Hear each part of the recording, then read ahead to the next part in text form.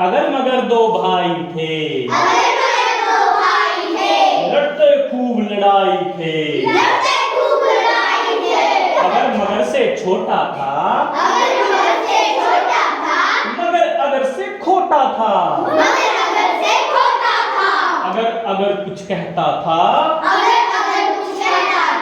मगर नहीं चुप रहता था। बोल बीच में पड़ता था,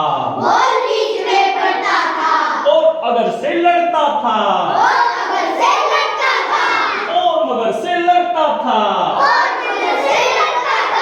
अगर एक दिन झल्लाया, गुस्से में भर के आया,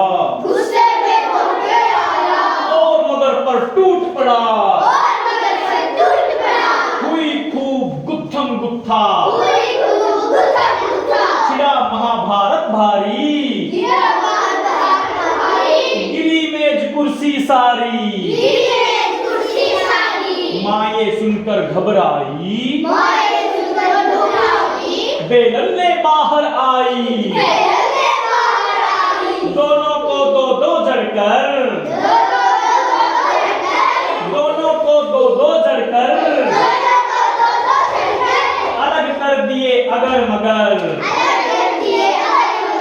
खबरदार जो कभी लड़े,